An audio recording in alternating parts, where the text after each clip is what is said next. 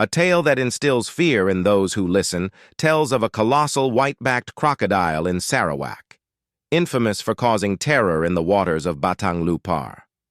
The origins of this story trace back to Simalungun, a formidable Iban warrior renowned not only along Sarawak's Skrang River, but also reaching up to Batang Lupar in what is now Sri Aman. Simalungun gained notoriety for his prowess in combat, especially during his headhunting expeditions. Rumors circulated among Simalungun's adversaries, suggesting that he possessed invincibility and could not be harmed by the parang, a large, heavy knife commonly used by the Dayak people of Borneo. In an attempt to unravel the mystery behind his supposed invulnerability, enemies abducted Simalungun's wife and transported her to Batang Lupar. Simalungun, however, swiftly arrived to rescue her and exact vengeance upon her captors. Tragically, Simalungun's wife met her demise with a spear immediately upon her release. Fueled by rage, Simalungun engaged in a fierce battle against his enemies, pursuing them to the banks of the Batang Lupar River. It was during this confrontation that his adversaries discovered a vulnerability in Simalungun. He became susceptible as soon as he approached the river's edge. In a moment of vulnerability, Simalungun met his demise when he was fatally struck by both spear and arrow. He and his wife were impaled, their lifeless bodies left on the bank of the Batang Lupar. As the water level rose, their remains eventually became submerged.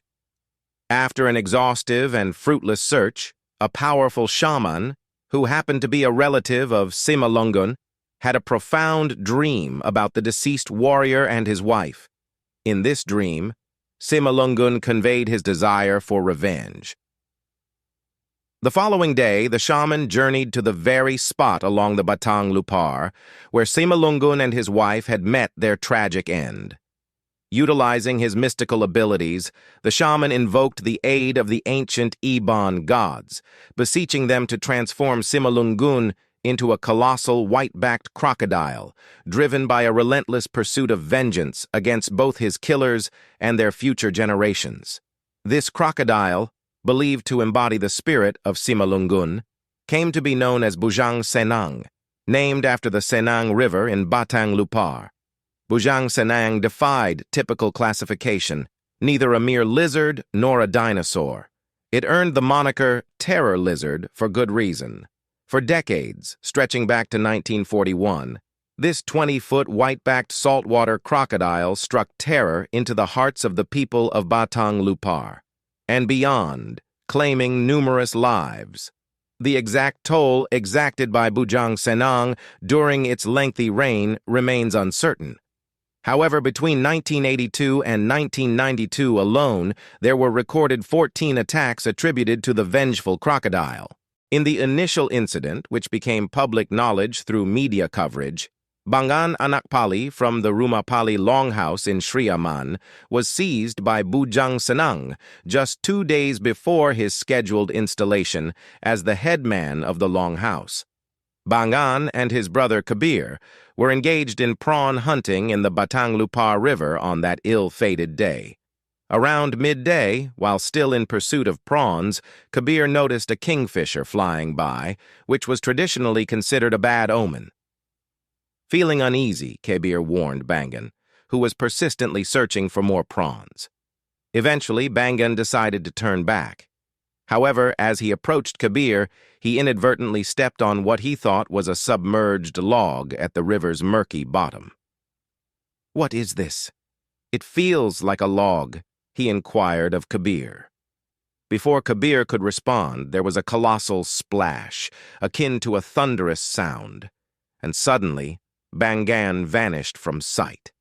Within moments, Bujang Senang emerged with Bangan's lifeless body in its jaws. Despite Kabir leaping onto the crocodile and grasping its tail, he couldn't maintain his hold.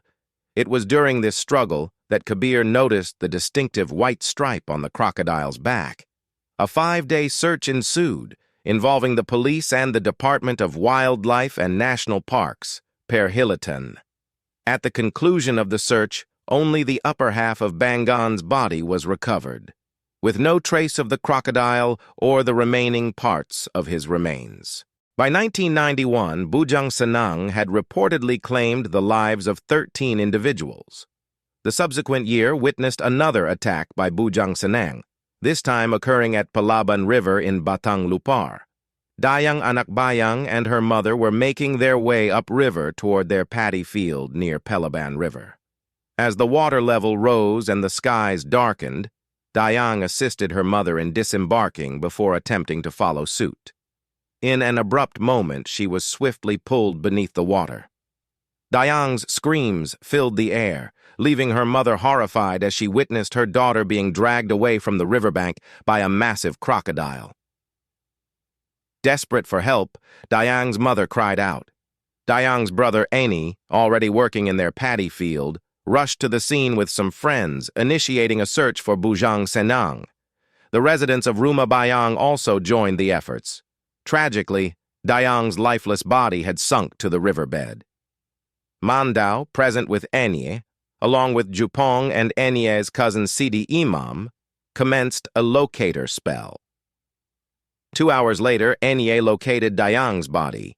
Enye and the group then pursued Bujang Senang, engaging in gunfire and spear thrusts. Despite multiple gunshots, defeating Bujang Senang proved nearly impossible. Mandao attempted a spell and hurled a spear at its head, but it shattered. As the water receded, Bujang Senang retreated to Batang Lupar. However, a massive log obstructed its path, trapping the crocodile. The men persisted in shooting and jabbing it with spears. Sensing its imminent defeat, Bujang Senang rose on its tail, bellowing loudly and preparing to strike. Seizing the opportunity, Enye and the others released multiple shots into its open mouth. Bujang Senang thrashed about, and not long after, the infamous killer crocodile met its demise on May 12, 1992, marking its final victim. Following a 4-hour journey by foot to the Longhouse, the villagers realized they had successfully vanquished the legendary Bujang Senang, discerning the distinctive white stripe on the reptile's back.